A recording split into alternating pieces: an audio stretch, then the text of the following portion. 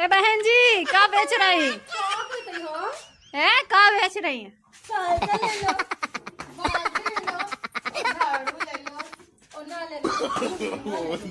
झाड़ू के